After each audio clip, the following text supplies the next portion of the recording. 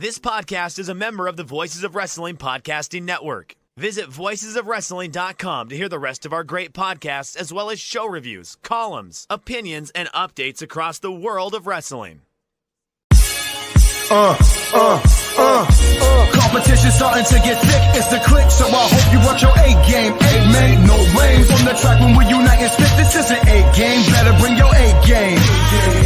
Competition starting to get thick, it's the click, so I hope you watch your A game. A made no rains on the track. Hey, now it's the Mike and JD show, and I'm your host, Mike Gilbert, and I'm joined as always by JD by God Oliva. How you doing, JD? Dude, school started this week, so I am back on the grind of teaching and stuff. Yeah. Yeah. My kid started school. I saw. Yeah. That's a big moment. Kindergarten. Yeah. As funny as she just learned how to ride her bike 2 weeks ago, and now we're riding bikes to school together. Dude, that picture awesome. was adorable. Like, I don't care that I heart pictures. That's what parenting is all about, right there. That made me so happy to see that. Yeah. It's a really, really cool experience. I took the week off so that way I can make sure to ride bikes with her every day this week. That's awesome. To school. So, but yeah, you know what? We were going to start on a somber note today, but actually we got to pivot because we have a super chat. But we got a lot of news to talk about. There are big AEW announcements on the way. One was made earlier today, so we're going to talk about that, and then we'll talk about the inevitable big announcement that Tony Khan keeps teasing. He teased it again today. Talk a little bit of All In stuff, Lucha Brothers, and then I got a bunch of notes just from like small stories, and we'll see what we can get to, and then whatever we can't get to now, we'll try to get to later. But let's start it off with a Glassdoor Gamer, our favorite, and he is not burying Triple H this week. Bummer. Yeah. He said, "How are you doing on your mortgage? Call Easy E." So did you hear about this story? No, I did not. No. So it came out earlier today, and I'm actually gonna take a controversial. I'm gonna have a controversial take on this, but earlier today it was somebody broke the story. I think I saw it on Yahoo. BJ Bethel shared it that Eric Bischoff is now a mortgage loan lender working for Conrad Thompson's company. So he's selling mortgages now. He actually went and got his license and everything. And people are ragging on him for that. And it's easy and fun to rag on Eric Bischoff because of all his failed businesses and all his bad takes on AEW. But I am not going to hate on a man who basically made a lot of bad business decisions, had to go bankrupt a few times. I'm not going to hate on a man for getting a new job, though. So I'm just going to say you're 69 years old and you're able to start a new venture. You're getting a new job and you're paying off all your debt and you're keeping your family afloat. I'm not hating on that. So there you go. I would be a hypocrite to make fun of somebody for changing careers, right? Yeah. I can't fault that. I did the same thing. I became a teacher 2 years ago. Where it is funny, where I will laugh, is because this guy pretends like he's an expert in making money and stuff like that, and like he's kind of broken 2 companies and gone bankrupt a couple times. Like, I mean, maybe this stuff isn't for him, and like sometimes you gotta pull back and do something. I mean, like, it's nice that he can leech off a Conrad and find himself landing on his feet. Yeah, and he can still make some Patreon money and sell some dumbass anti-Dave shirts and whatever. I can't fault the guy for making a living. I will fault the guy for being for selling an image that isn't reality. But isn't that what a lot of people do on the internet anyway? It is. And I don't know that he would be a guy that I would want to take advice from on taking out loans, considering like that's a huge investment. But Conrad today, he was getting in an argument with Rovert. I think Rovert is up on him in points right now, to be honest. Like, Rovert's not a guy that you really want to get into like a Twitter argument. No, he will go to the death with you. So like Conrad engaged him and I was like, man, he's like, Conrad, you're punching above your weight class, bud, and you're pretty big. So please explain to me I'm not going back to read this, but I need you to give me the blow by blow of Conrad. Okay, I will just I would be remiss if I go to Rovert's Twitter page to pull up his tweets, because like there's been a lot since then, I'm sure. Let me see. How do I spell his damn Twitter name? It's SOD. Sofutu. S This is bad radio, guys. I apologize, but it popped right up because he follows me back. Let's see. Yeah, no, he's been going on about this for a while. So I don't know that I could actually get back into it, but essentially, okay. So they went back and forth for a little bit, and Conrad corrected him. Shit, dude, I can't find the original one. Hold on. So okay, here I'm gonna pull this up from Conrad. Go for it. This is pretty funny. I apologize to everybody listening. You're not, or I actually apologize to the YouTube audience watching me try to navigate Rovert's Twitter. But he says, "I know you hate him, man." So Eric Bischoff, who would lost his home due to bankruptcy if not for Arizona bankruptcy exemptions and selling mortgages, which is a pretty funny line, I think. And when he says, "Wait, Arizona, if you live in the state of Arizona and you sell mortgages, you don't go bankrupt?" I don't know how that works, but that's weird. Yeah. Conrad says, I know you hate him, but come on, man. He lives in Wyoming and he paid off his BK. I'm thinking he's saying bankruptcy off years early, in part because of a refinance I did for him. So he's selling another mortgage on Twitter right now. Yeah. It's him a boatload and he couldn't believe it. Dude, he's actually actively trying to sell Rovert, I think, at this point.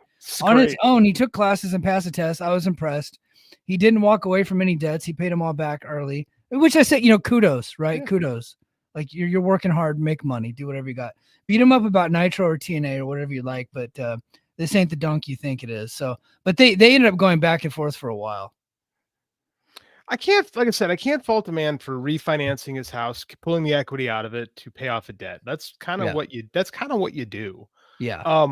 I can make fun of him for getting those debts from, believing his own, smoking his own hopium, if you will. Yeah. Believe in his own bullshit, which kind of, created the entire Eric Bischoff thing. Like, this is just stuff, like I said, I'm not going to fault the man for this. What I will fault the man is where he's kind of created a cult around himself, right? Where people go to him like he knows what he's talking about. So, like, I want you to, think about that next time you proselytize Eric Bischoff and, act like this guy knows anything, quite frankly. And I also question you from buying a mortgage from the man, but that's just me. Yeah. My thing is, I'm probably, unless he's telling me what not to do, I'm not really taking business advice from Eric Bischoff, right? Yeah. No. Unless he's like, here's the mistakes that I made, and he lines them out. I wish I would have done it this way instead of this. I would listen to that, but he's not doing that. That's not what he does. Because you have to have some type of self-reflection and accountability to be able to do that. He might have that, but his online persona, this is what's funny. People can have Tony Khan's online persona all the time, but I mean, Eric Bischoff is the most obnoxious of the grifter folk. Yeah. Right? Because he flaunts the success of Nitro while at the same time and lauds the Nitro book, which doesn't make him look good. I know Guy Evans is his friend, but he doesn't come off good in that book. I think Guy Evans bought advertising space on ad-free shows, and that's why Bischoff was so nice to him. I don't know that for a fact, by the way. That's my theory on it, because I used to listen to their show, and they talked about that book every week, and I think they even had commercials for it. So I think they did, actually. I said I read the book. It's a good book. It's a really good book. I'm looking forward to the book he puts out where I have an interview in it, because I'm excited about that. So he's a great researcher. I think the Nitro book is good. I think it's a great compendium to Death of WCW. I think you should read both for a balanced perspective. But in neither book does Eric Bischoff come off looking good. The only person that tried to make him look good is that Evan Husney dork who sold out all of his accrued interest in wrestling fandom to suck off Conrad's teeth a little bit. Yeah. Let's get to the chat, and then we'll get to some somber news. Faustian Bargains. Ooh, I like that name. Yeah. Good evening, folks. Good evening. King of the North said, I'm here to check on Mike after that Ayuk deal. Congrats, buddy. I'm pretty sure that was a fake story that went around. There's a fake story that the 49ers had re-signed Ayuk. I think they're going to, but the story that he's referencing was from a fake Adam Schefter account. So now if somebody tells me that there's a real one out there, please let me know, and we will stop the show and we'll do breaking news. But I think that was a fake one. Also here to make sure to check on JD, make sure he's sane. Eric Bischoff couldn't sell a bridge to a troll to live under. That's the thing about Eric Bischoff. He was a very good salesman. That's how he got his job in AWA. That's how he got his job in WCW. That's how he took over WCW. He got his job in TNA by latching onto Hogan, but that's how he got his job in Hollywood with Jason Hervey. He was able to sell himself to all those people. So say what you want about the man, but you can't say he's not a salesman. Like selling mortgages is like perfect for this guy. Like he is a salesman. Like he sold Hulk Hogan on WCW in an era where Hulk Hogan never should have come to WCW realistically from the financial shape the company was in. So like man can sell. Like you cannot question Eric Bischoff's ability to sell himself and to sell what he believes in. Like my dad, he's kind of a scumbag salesman. Yeah. God rest in peace. Yeah. That is absolutely true. All right, now let's go ahead and start the show on a somber note. So we've got we have a jam-packed show tonight, but we're going to start it off. We did not get the opportunity last week to talk about the death of Kevin Sullivan. No. So he died, I believe it was last Friday. He passed away at the age of 74. Which it was confirmed by Barry Rose. Barry Rose runs a really cool Championship Wrestling from Florida Facebook page that I happen to be a part of, and Me too. I get to interact sometimes with like Steve Kern and all these cats that are on there, so that's really cool if you guys ever check that out.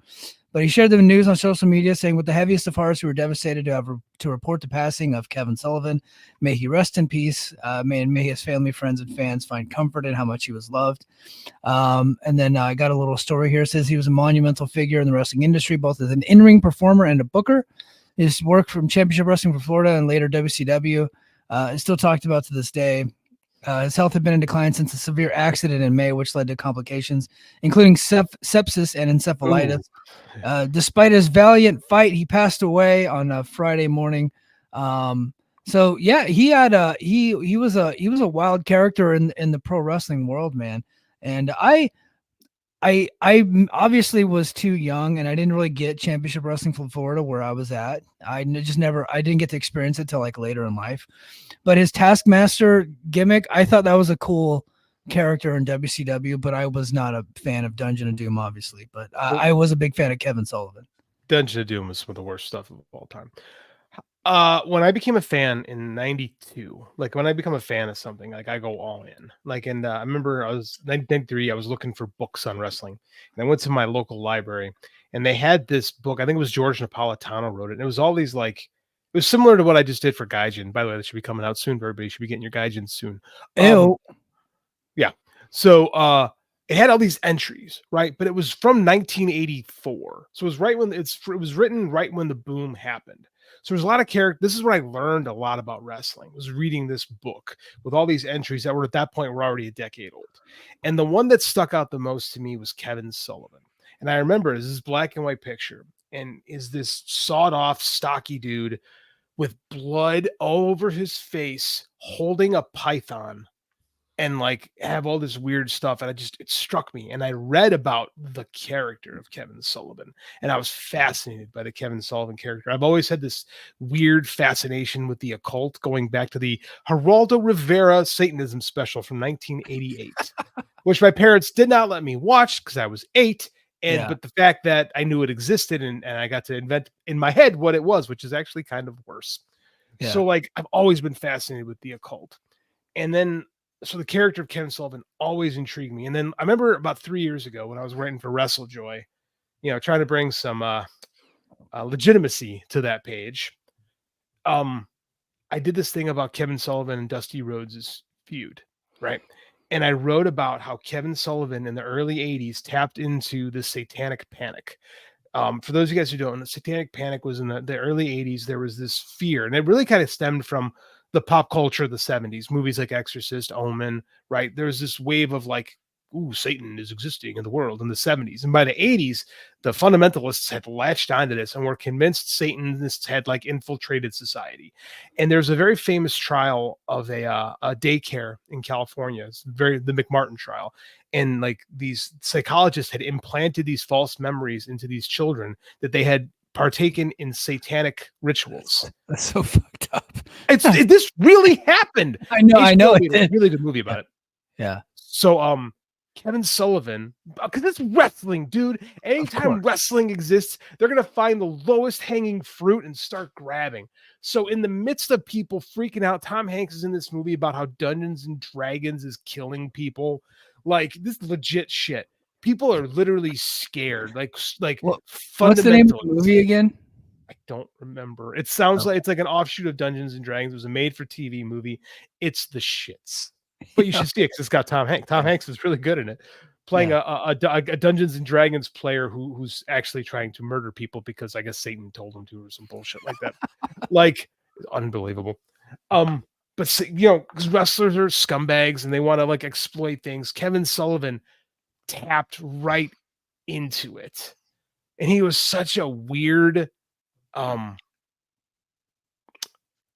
chemically experimental human being. That he was like quoting Carlos Castaneda and all of his like I've ate from the cosmic cookie. He would just sit there and babble, just complete bullshit. But he was so good at it that he made the perfect foil for Dusty Rhodes in the early 80s. Right? Dusty Rhodes is this good old boy, all-American hero, and he's literally fighting an emissary of the devil. And it's in Championship Wrestling from Florida, a pretty realistic promotion. But they didn't portray Kevin as being like supernatural. He was just fucking crazy. Yeah. Oh, what do we got here? We got Alien. Mazes and Monsters. Sorry. There we go. Mazes and Monsters. I told you it was like a Dungeons and Dragons rebel. Nice work, by the way. Way to find that. Mazes and Monsters. It's ass. So yeah, then there's the McMartin trial movie on HBO, which is actually really good. It was James Woods and Henry Thomas. Quite a good film. I highly recommend that one. Just so you can get angry about how effed up the 80s truly were. Effed? What am I saying? How fucked up the 80s truly were. So Kevin Sullivan just like embraced this demonic character and pretty much played a version of it the whole rest of his career.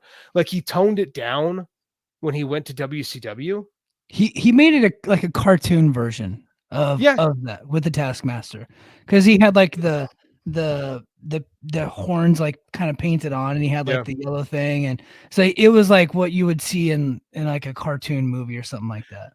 The later Sullivan, but I mean, there's like the Games Master Kevin Sullivan, the WCW NWA character from the late 80s was similar to that, but a little bit different, a little bit more down to earth. Like one of my favorite things he did is the Varsity Club, man. The Varsity Club was these dumb jocks that got kind of like suckered in by a Satanist who was just kind of playing into it. It's got manipulated by Kevin Sullivan. It was oddly enough Bray Wyatt's dad. God, Mike Rotunda. Sorry, Mike Rotunda, and then it was Dr. Death, Steve Williams, and Rick Steiner. Mm-hmm. And somebody else doesn't somebody else come in too? Wasn't there a fourth guy in the Varsity Club, or am I remembering that incorrectly? It's late. I might be remembering that incorrectly. But yeah, those are the three, because again, they were all college athletes. They came out to the ring. This was Kevin Sullivan's idea, wearing their college Letterman jackets. Mm-hmm. And it got Rick Steiner so over that he basically did it the majority of his career. Right? Yeah. It became the Steiner brothers gimmick. Right? Was that they went to Michigan. Like it just, Kevin Sullivan was a genius. He was definitely a flawed man. Definitely had his part of the pod demons, but as far as a wrestling mind goes, being like, you were better. So one of my favorite memories, and Glassdoor Gamer Seer Super Chat, I'll get to you in a sec, because I think that's a really good question that's going to warm JD's cold, dead heart. Oh, but it's going to, and stay tuned for something more of that coming up this October on Patreon, I'm sure. But so one of my favorite memories, so I want to say in 2018, 2019 timeframe, I went down a rabbit hole in Smoky Mountain Wrestling on YouTube, because there's actually a playlist that has every episode of Smoky Mountain Wrestling TV on YouTube. It's just one playlist, and it goes in succession, so you can get all the storylines, and then it has like their special events, like the Bluegrass Brawl or whatever, like Fire on the Mountain, Fire on the Mountain, or whatever it's called, Thanksgiving Thunder. It has like the different ones going on. And so in, I want to say 1992, or it might have been like early 1993, before Kevin Sullivan went back to WCW, he did a run in Smoky Mountain, and they did this really cool angle. It's one of my favorite angles that I've ever seen in my life. So they actually had like a they were putting up pictures like around the arena that Smoky Mountain was being taped in. It was like, hey, if you see a guy dressed like this, beware, he's coming after Brian Lee, primetime Brian Lee. He's dangerous. He's got weapons. He's going to hurt people, this and that. And then they kept building up to this debut of this like mysterious person, right? In like this like hooded robe and all of this. You couldn't really make out his face. So this goes on. This had to go on for like 2 or 3 months. I could be exaggerating because my memory's a little foggy, but this goes on for a while, right? And then the dark, mysterious character gets challenged by Brian Lee. Brian Lee's like sick of it, and he wants to fight him. So he goes into the ring. He challenges him, and the mysterious character comes out with a robe on. You can't see his face. They ring the bell. Kevin Sullivan takes off the robe, and it's him. And he just looks at Brian Lee, runs across the ring, and starts stabbing him in the forehead with a fucking spike. It was so fantastic. And he just keeps stabbing him in the fucking head. Just go boom, boom, boom. And then this is the kicker, right? Because there's the action, right? And then there's the selling of the wrestler. So Brian Lee sold it like he was dying, right? But what made it even better, you guys got to go fucking check this out. This is so fantastic. I'm getting goosebumps just talking about it. Bob Armstrong, the commissioner of Smoky Mountain Wrestling, runs down to the ring, and he's got all the baby faces around him, like that fucking idiot Tim Horner and all these other guys, right? He comes into the ring, right? And he starts doing chest compressions on Brian Lee to sell it, and he's like caving in this man's chest doing it. And as someone that has been an extra like hospital exercises where somebody with like that has like dummy strength one time did chest compressions on me and like popped my sternum and 2 ribs. Like that shit actually freaking hurts. So I was like, oh my God, he's really caving in his chest with that. It was so fantastic. He didn't stay there. He didn't stay there very long, but everybody needs to just go check out that angle. It was beautiful. There's so many cool I mean, a lot of them are offshoots of this, and it always was how deep would he go? Sometimes he was a caricature of the demon character. Sometimes he was full on dark with that demon character. But I mean, he's a predecessor to a lot of what Bray Wyatt. Like, I don't think not enough people talk about Kevin Sullivan when they talk about Bray Wyatt. Like they'll give credit to like Waylon Mercy and all these other guys. Bray Wyatt himself gave credit to Waylon. Bray would, because Bray gets it. But I mean, like a lot of the other people talking about, like some reason, like Kevin Sullivan. It's hard not to mention the Nancy Benoit stuff. I don't want to touch on that because that's all too grody for me. I don't want to. We've already touched on that in the previous episode, so I don't think we're going to go there. I don't want to. This is like we're talking about the character of Kevin Sullivan. Like was definitely influential on the Bray Wyatt cult leader character. Except he was a little crazier, a little scarier because he didn't like Kevin Sullivan never never tried to convince you he was magical. He just thought he was. Yeah. Right, which is what made him dangerous. Like this is a guy that would run out. Like if a 5'2" dude shows up in a robe, it's very clearly going to be Kevin Sullivan. If you know anything about wrestling, and it doesn't matter that it was maybe not the best surprise. He tried to murder Brian Lee in the ring. Yeah, like it all doesn't matter. I'll be honest, I did not know what was about to happen. I didn't know that it was Kevin Sullivan because this is a small territory. True. I didn't know that because I was like watching all this stuff for the first time. And so it caught me by surprise that it was Kevin Sullivan. And then he just runs across the ring with a spike and you start stabbing him in the forehead. I was like, this is the greatest thing I've ever seen in my life. It was really fantastic. So I think everybody should go check it out. I do too. I think you should go back and look at it and then check out like the Nitro run, right? Then the run of Nitro when it was really good was booked by Kevin Sullivan. Yeah. Right. Like everyone fights to take credit for all that shit. The booker of record was Kevin Sullivan. Credit where it's due.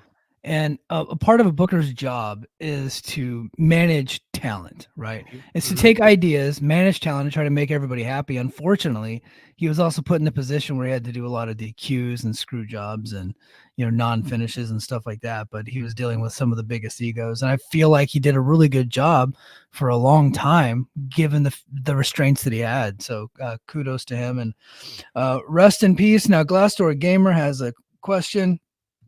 70s Halloween or 80s Friday the 13th. JD, you are the horror expert here. Truth be told, I hate slasher films, but I'll play along. The answer is Halloween.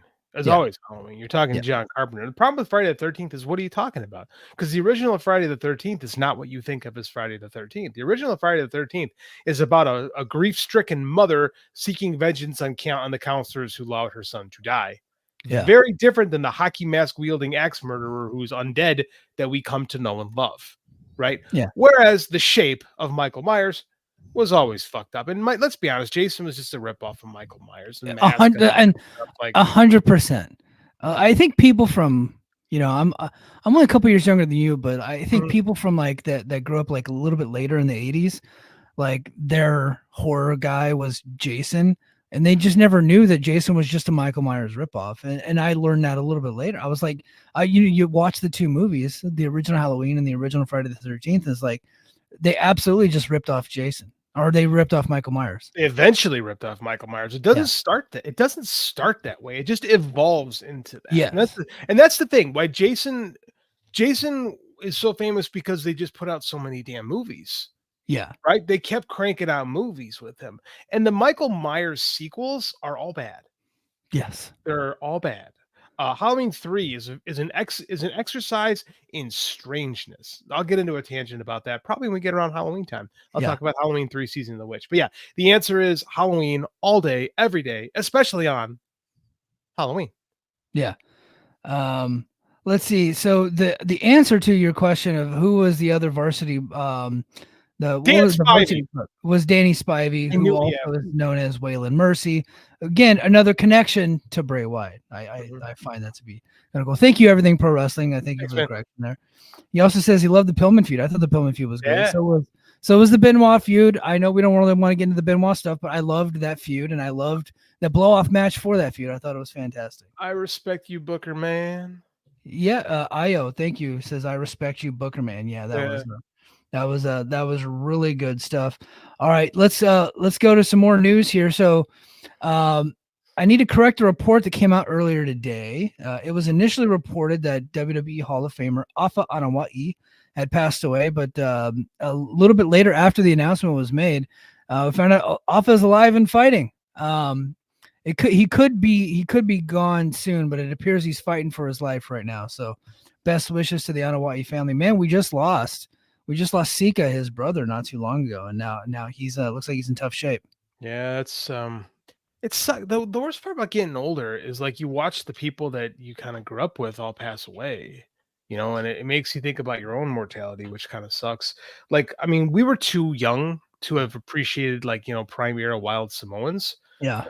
So I discovered Afa as a manager of the Head Shrinkers. Me too. So I don't have like the connection to the Wild Samoans.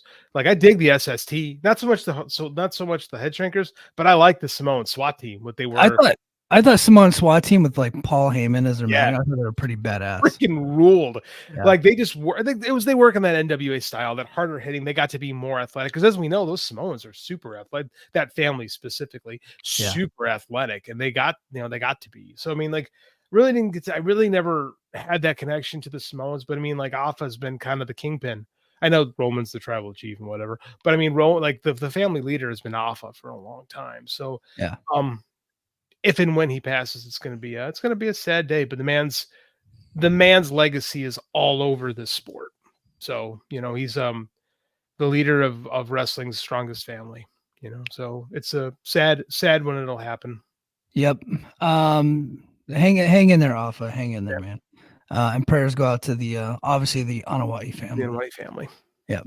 All right, let's shift gears now to some big news. So earlier this week, we actually talked about it on Overtime. Let me give it a plug for Overtime. Head to patreon.com/the Mike and JD show. JD and I actually recorded on Monday night. We typically don't record on Monday night, but we did this week.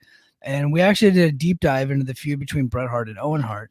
But during that show, we actually started off with a little bit of news, and we were talking about Tony Khan hitting Twitter and teasing some big announcements are imminent, the biggest in the history of the company, or the most important in the history of the company. Well, he had a big announcement today. He said All In 2025 is moving from London to Arlington, Texas. AEW announced that All In 2025 will take place at Globe Life Field in Arlington, Texas, instead of Wembley Stadium in London. The decision comes, look, hitting the same stadium 3 years in a row, you're likely to see a major decline. I don't want anybody here to think that doing 55,000 in Wembley is a failure. It's not. It's still very freaking good. But they did 80 last year. They're about 55 this year. Next year, you're probably looking at another drop. It makes sense to do it in a different location. I completely get that. And they're bringing it to the U.S. Their ticket sales have not been great in the U.S. To be honest, I was thinking maybe if they were going to do it outside of London, they might go to another European city or something like that. But no, they're bringing it to Texas. They happen to kind of be a little bit of a big deal in Texas. They've been doing very well in Arlington, but we're talking like 1,000 tickets here and there. But you know what? It's ballsy. I think I like it. It's kind of an exciting time in the company. They'll sell out this show. I know, like, they're not as hot as they were. They're a little cold right now. They got a year to heat up, but in reality, it's the first AEW stadium show, and they have a loyal fan base who does like to travel if given the opportunity and if motivated. So I think what this is going to do is it's going to challenge the fan base, and they're going to rally to it, and you'll get 55,000 in that stadium for it. So I mean, like, yeah, they're cold, but I mean, they'll put 55 in the stadium. They'll go balls to the wall. They'll do everything they can to try to fill up that stadium. It's going to be curious to see how much they set it up for, because that's a baseball stadium. That's not where the Cowboys play. It's where the Texas Rangers play, and they could probably set it up for 25 and it look really good. Mm-hmm. I don't think they're going to. I think they'll probably release 30. Would be my guess on that first 30. Day, and then they'll try to go from there. They'll sell it out. I'm telling you this right now. I'm staking my claim. The AEW fan base will rally. And that's part of the problem too, is this fan base, when they have something to rally around, they do. And the problem with having 12 pay-per-views, it's great for your pay-per-view sales. It's harder on your ticket sales because the pay-per-views aren't destination events anymore. Mm-hmm. Right? Like having All In Wembley makes All Out in Chicago not as cool. It just is. Like, it's just not as cool. Like, I forgot I have tickets and I'm like, yeah, I guess I'm going. It's tradition. But I mean, it's not exciting to go anymore. So but giving them a reason to be excited about something, and who knows what the main event's going to be? Who knows what the world's going to look like a year? Yeah. We talked about it earlier this year when we were just kind of like, we did some fantasy booking with Muse earlier this year. We talked about Will Ospreay's journey, and Muse on this show said that no, you don't put him in the main event of Wembley this year. What you do is you build a 1-year story arc, and then he gets the main event next year. Does that throw a little bit of cold water on that storyline that Tony Khan probably wasn't going to go with anyway, but that we really liked? Yeah, and I said running Wembley 3 years in a row is really risky. Yeah. So I mean, but who knows? Maybe you don't do that show in Wembley. Maybe you go back and do a show at the O2 or like at the Craven Cottage or whatever later in the year. They did say that they're going back to London in 2026. I don't know that he said that he's going back to Wembley in 2026. Somebody might be able to correct me on that, but he did say London in 2026 for All In. I think holding off on making Will the champion another 2 years might be a mistake. But I mean, they can go and do a show there. I guess you don't need to crown Will's first time in London. It's fine. Like, whatever.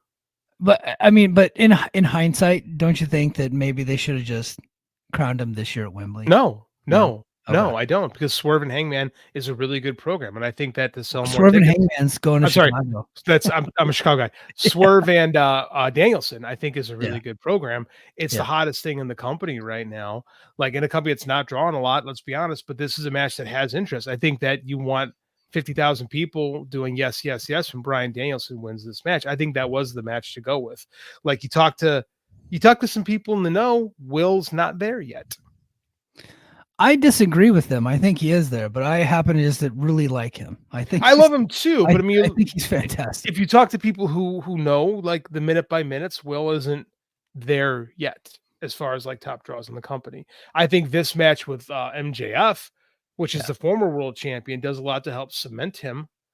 Right? I think in a year you're good. I think you could put Will in the main event in Texas. Right? I don't think that's crazy. Yeah, no, I think you could do that. I think All In now is like their biggest show of the year every year now. It's like their destination event, and so just because it's not in London doesn't mean you can't put him in the main event of the show. I think it would have been cooler if he was doing it in the main event of Wembley. But if you do it in the main event of Wembley next year, you're probably looking at 20, maybe 30, maybe tops. 30 if you push. Yeah. Which is not a bad. Anytime you get 30,000 people, that's a good thing. But it's still 50,000 people less. Well, and you're probably losing your ass on travel fees and rental fees and all that stuff.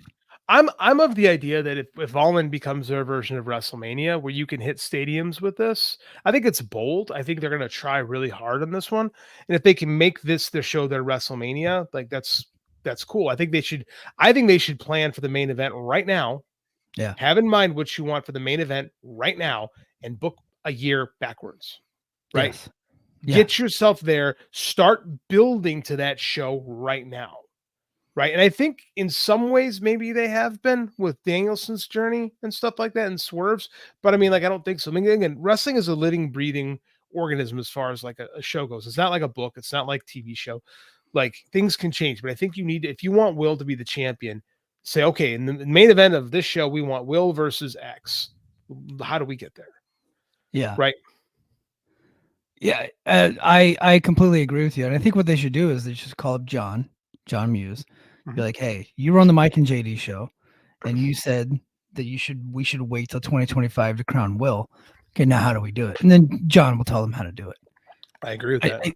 I think that's the smart play. But if you're Tony Khan, you hire R.D. Evans instead, who's going to do some more Trash by Elegance stuff and the International Wrestling Provisional Stupid Bullshit Championship. I can't stand that guy's work. Like him and Jimmy Jacobs and Pat Buck and all these guys. God, they could just flush them all down the toilet. It's so funny how Jacobs and Evans left TNA, and it quickly came out that all the shitty stuff was like their idea. Like they're like, we knew it. Look, guys, yeah. We talked about it in our show for years, yeah. And now TNA like their ratings are never going to go up just because they're on Access, but their ticket sales are fucking great. So yeah, it's pretty funny. So he's been teasing a big announcement, one of the most important announcements in AEW history. King of the North brings up a good thing here. Earlier today, it was reported that it was the Sporting News Australia, which was then quote tweeted and confirmed by Sean Rossap. Thank you, Sean. That the AEW is looking at taking a pay-per-view to Australia. I don't think that's one of the most important announcements, but that appears to be something that they're interested in. Australian governments, like local governments, are actually paying wrestling companies to bring shows there. So that's smart. Like they paid TNA to go to fucking bumblefuck Wagga Wagga, Australia. Wagga. Yeah. Wagga Wagga sounds silly, but it's actually like a real, like decently sized, like civilized city in Australia. Yeah. It just has an Aboriginal name. Yeah. But big things coming to Australia. Maybe AEW bringing a show there. But cool. What are we thinking that this most important announcement imminently happening is? What are we thinking? It's got to be the TV deal. yeah, it's got to be. Hopefully, it's signed because Zaslav, he's got to be a dead man walking. He's got to be. People think that his job's safe. Did you read the Observer last week? I did not. Read it last week. He quoted one of the like entertainment trade journals, really, and said that like it's like people that are saying that his job is in danger, they don't really understand the dynamic of that company, and that his job's probably pretty safe. Crazy to me. Yeah. Good for Tony. Yeah, absolutely. Hold on, Superman Bass Fisher. I'll get to you in just a second. I appreciate you for dropping a super chat. So yeah, it's gotta have it has to be that television deal. Like it has to happen at any point now. And BJ Bethel was on Twitter earlier, and he did a poll. He said, "What do you think that their annual rights fee is going to be?" And he put like 120, and then he did like 130, and then he did like 150 to 170, and he said 180 to 200. I voted 150 to 170. What say you? 180. You're going above 180. 180 or above. I think it's about 180. And then at that point, I mean, that essentially like sets them up for the next decade, basically, to where they can now like be comfortable. And it doesn't matter if they get to 180 million a year. The fact that they're not getting $1 billion a year like WWE, people are going to think they're a failure no matter what. You know what I mean? So they're going to move those goalposts by, oh, well, they failed. And that's not the case. They're actually going to be a sustainable company that's profiting and a hugely successful company at that point. Yeah. I mean, then the job is done. You introduced a challenger brand that's going to last and will outlast WCW. You've already outlasted the Nitro era. Like mission, you want to say mission accomplished, but it's got to be okay. Like you can not ease off the brake, but now you can like not worry about fighting to survive. Right. Now you can breathe a little bit. Yeah, but don't say mission accomplished. I don't want you to George Bush yourself. All right. Superman Bass Fisher has a great comment here. He said they should go somewhere WWE hasn't been. Go to Rio. I kind of like the idea of trying to work cities that WWE really doesn't go to very often. To try to carve out their own, sites and territories.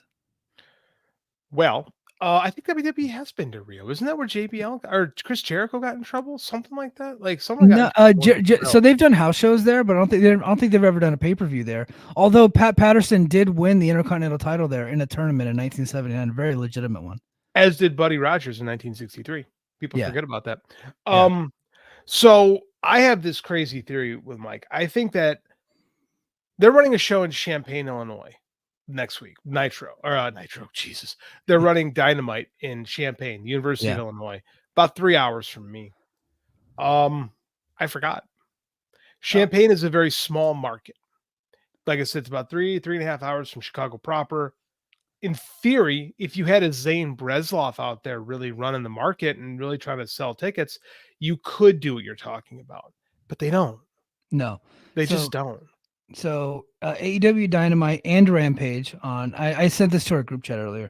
On Wednesday, August 28th, they currently have 1,000 tickets out, 1,005 tickets. The current setup is for 1,830 tickets. So we're still 2 weeks out. They could sell those, but that's gonna be tough. Like that's almost like half that they have left to go.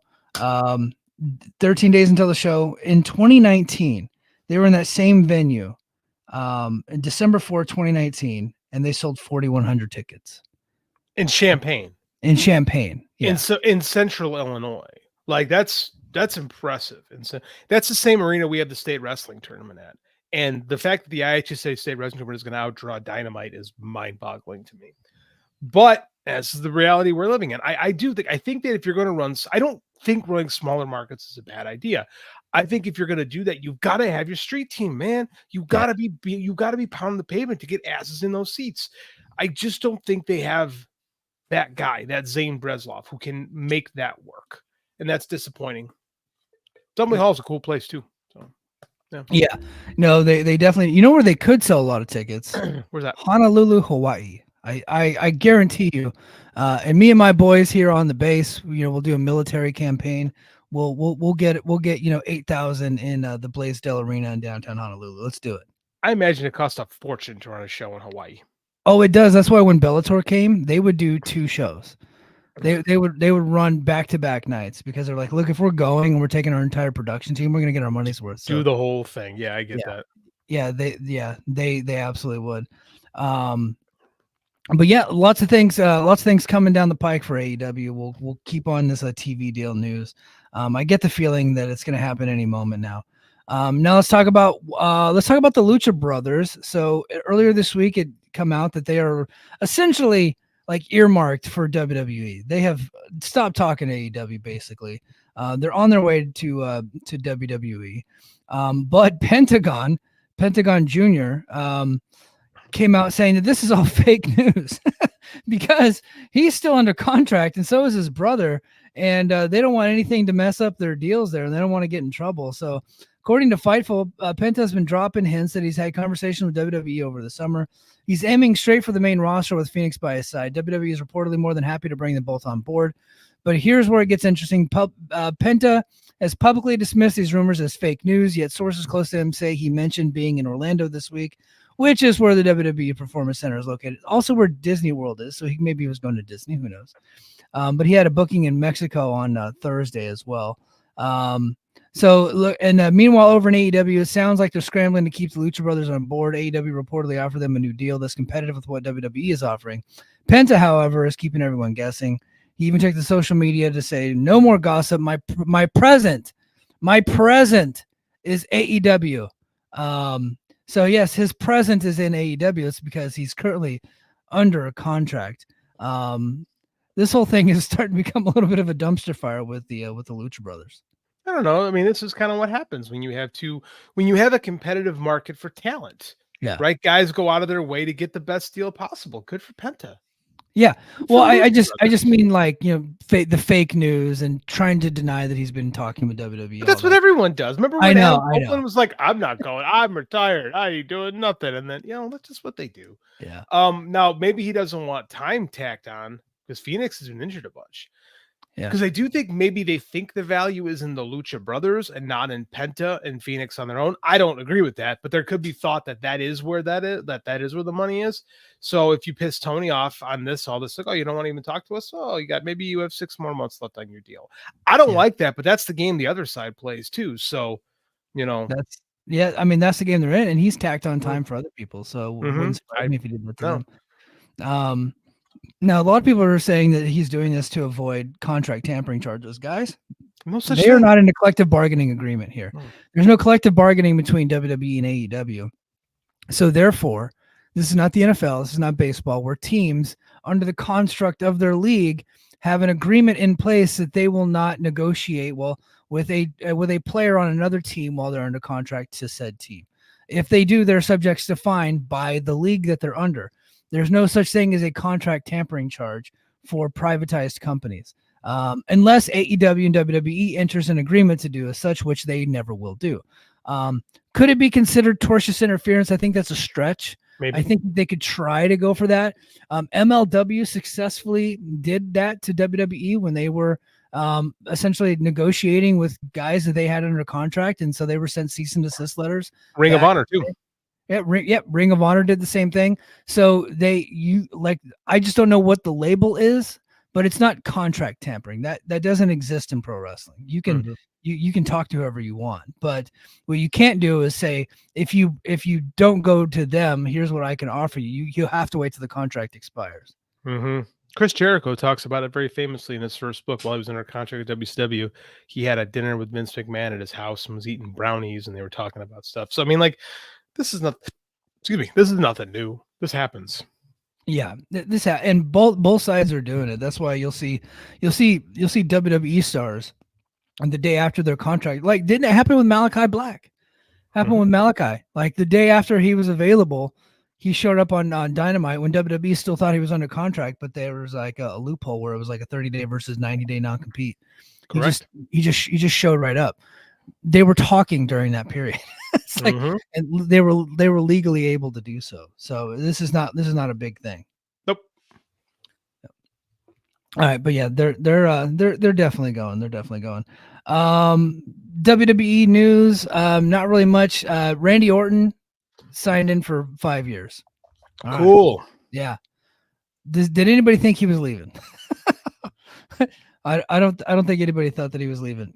Chad Gable also, he said that his extension that he signed earlier this year is for 3 years, so he will be with them for 3 more years. So there you go, your boy Chad Gable. Hey, you know who else is doing really fucking good right now that I think you should take a look at is your boy Tavian Heights. I don't know what his real name is. D'Angelo Hancock. D'Angelo Hancock. D'Angelo Hancock. Yeah. I've been watching some clips and highlights of him in the N1. He's a natural. Dude, he looks really good. He could be a guy. He was our best U.S. Greco wrestler, and then he got in an argument with USA Wrestling and was like, I'm out, and then signed with WWE. So it's they're getting a guy who's really, really good. And I like I said, I love seeing these guys, these my guys, my blood, my wrestlers succeed here in this, and it's just it warms my cold dead heart. Yeah. Did you see the video of him suplexing a sumo wrestler? I did not. He went on a sumo mat for shits and giggles, and he actually beat the guy. I just can't spell Tavion Heights. How the hell do I spell? I'm trying to find the video. Tavion. I think it's Tavion. I-O-N. Again, old guy using Twitter, and plus my keyboard is not lit up. Remember the Heights? Keyboard's not lit up, so it's okay. Here, I talk to an angel. It's it actually comes right up. It's so funny. Put that on. What's that? Put it on. Put it on the thing. I'm gonna bring it up. Oh, okay.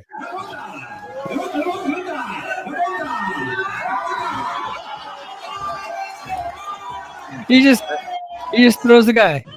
What a legend. Greco, baby. He's one of the best Greco guys. It's all upper body. It's all about having amazing hips and hip hop. This is why these guys translate well to pro wrestling. Takeshi Sugiura was a Greco guy in Japan, had a great career in Noah, speaking of the N1. Chad Gable, Greco guy, transitioned really well to pro wrestling. Like, it just, because Greco is all about hips and popping and souping people. It just, the translation is so easy. Like, it's so easy. I love seeing it. God, I love it. Yeah.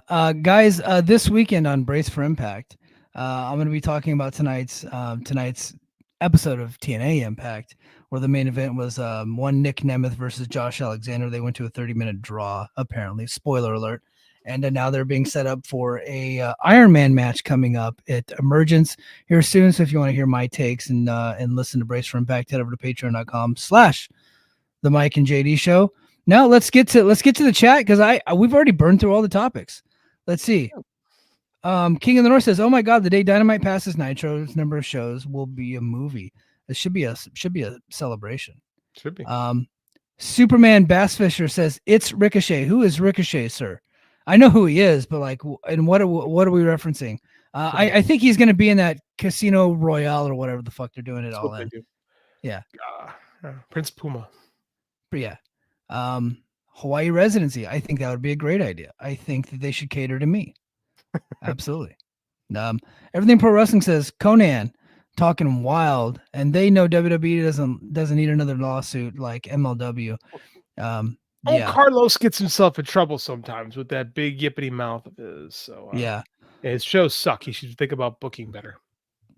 Hey, why are there 10 Triple Manias every year now? Then there used to just be one, and now they're just doing them like every other week.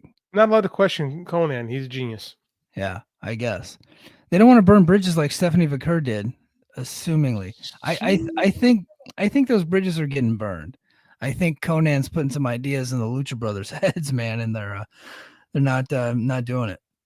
So I don't think it's a bad thing either. I'm fine with them going to WWE. They've been in AEW for a long time. I don't, if you're not going to push them both as singles guys, I think it's okay for them to go.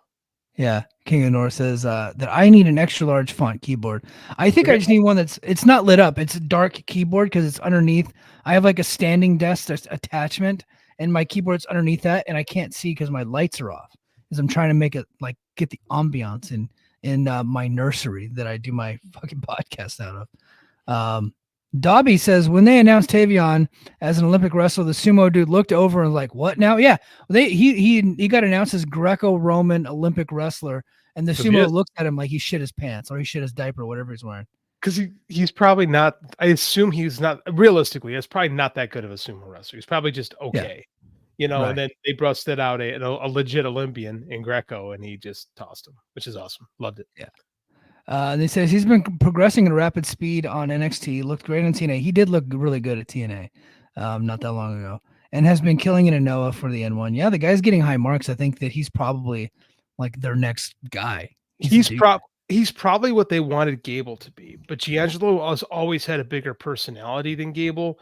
I don't know if he's like, they're both good athletes, but Gable's style of wrestling was it's freestyle. Yeah, he was very much leg attacks, very big on the snap down, like. Whereas Giangelo could wrap his hands around dudes and just pop his hips and launch people. So, I mean, I think just the natural abilities they're more in his favor. And they probably spend a lot less on Tavion Heights. That wins above replacement. You want to make sure you respect that. Yeah. Oh, speaking of Gable, his brother Bobby is now a free agent this week. Do you see him getting picked up by AEW? No, but I could see them kicking the tires on him. You would think, right? I mean, he's a good enough athlete. He's a good athlete. Yeah, I could see it. I don't know let's see how real this Ring of Honor thing is. Yeah, maybe because there's rumors out there that Ring of Honor might have a TV deal. So there's we have heard that. Honestly, I'd rather see him in TNA, but I don't know with the new TNA deal if that's really what they want. He wants. I don't know. It's interesting. Yeah, I don't know. I think that the next time TNA is in Florida, if he's still available, they'll probably bring him on because they brought in that guy. They brought out that guy Zion Quinn, Mr. Harley Cameron. They kicked the tires on him. He had a match over the weekend. Lucky man. Yeah. So I think that he'll probably get a shot there. But right now they're not doing the thing right now where they're grooming young talent at this point. They're grooming young NXT talent. Like NXT sending over their guys, and TNA's beating them, but they're making them look good at the same time. It's weird. Like Charlie Dempsey wrestles Jonathan Gresham next week. I assume that's a pretty good match. But like you could hire your own people to do some of that stuff. So, but they're in the early stages of this relationship. Yeah. So the NXT guys are getting reps and getting better, and the TNA guys are. Well, they're just not bringing in as many young guys now, and like unsigned people because they're filling out their cards with NXT talent. I get it. It's strange to me. I hear this and I go, "Oh, WWE's working out. It's working out better for WWE in the long run, huh?" Shocked to hear that. Right now, it's working out great for TNA because Joe Hendry is about as over as they get, and their crowds are up. Yep, they're going to be up. Yep, sure. He's training at the NXT training center. I'm sure he's going to be long-term with TNA for the next decade. I'm sure in 10 years, we're going to talk about that epic TNA run that Joe Hendry had with the world title. Yeah, he's probably going to, be their biggest star for years to come. Like, I don't see an issue. I don't see an issue with having like the handsome mailman just sitting in your house with your wife all day. No big deal. Just no big deal. All of a sudden, your kid's like delivering packages at like 3 years old, just like naturally. That was good. Good sell on that too. Appreciate it. I like it. Yeah. Oh shit. Yeah. But no, I can't hate like what TNA is doing. But I was like, they had like this guy Riley Osborne on the show tonight, and I'm like, that's not a real person. Is that an NXT guy? He's an NXT guy. And then last week they had Dante Chin, who looks like he might have a little bit of talent, but he's a bit green. So TNA is now the midway point between Level Up and NXT proper. And these guys are not getting like several matches. They're just like TNA's like they're sending guys in for shots at TNA. Like shots. Looks not even like Charlie Dempsey looks like he's sticking around a little bit because they brought him back. This is like his third set of tapings that he's doing, and he worked Jonathan Gresham. Spoiler alert for all of you guys that are TNA fans. I apologize for this, but Jonathan Gresham beats him, but apparently they had a pretty good match. So it's like they're bringing them in. They're not like putting them over and stuff. They're sending them out to lose to all these people, but and they're doing the same thing with Noah. Look, they sent Josh Briggs and Tavion Heights to Noah, and I haven't really heard anything about Josh Briggs other than King of the North complaints about him. But I like Tavion Heights is actually seemingly doing pretty good. So it's a really weird thing, and it's so new. I just don't know what the hell to make of it at this point. I don't think anybody knows. I don't think they know what to make of it at this point. Yeah. You know? But because they've been filling out their cards with NXT talent, we have not seen them use anybody from AAA or New Japan in a while. And I'm like, I wonder when this thing's going to kind of slow down or what, man. So I don't know what this is, but I'm going to be talking more about it coming up this weekend on Brace for Impact. But guys, I think that's going to do it for us this week. We actually, for the first time in a while, we made it under an hour. It's getting late where JD is at, so we're going to call it a show. Head over to patreon.com/the Mike and JD show. Make sure you become a subscriber there. Click the like button. Make sure you're a subscriber to this YouTube channel. And as always, give us a 5-star review on Apple Podcasts, Spotify, wherever you get your podcasts. I would greatly appreciate it. JD, you got anything to send them home with? Should be a new episode of our new edition of Killing a Town tomorrow on the Patreon. Highly recommend you come back with that. And other than that, I'm just trying to get my feet underneath me with school starting again, and I'm feeling good about stuff. And then I want to keep knocking things out. I want to get back into writing more. So hopefully I can keep providing content for the Patreon because I'm enjoying doing it again. Cool. All right, guys. And until next time, mahalo. Competition starting to get thick, it's the click, so I hope you watch your A game. A made no rain from the track when we unite and spit. This isn't A game, better bring your A game.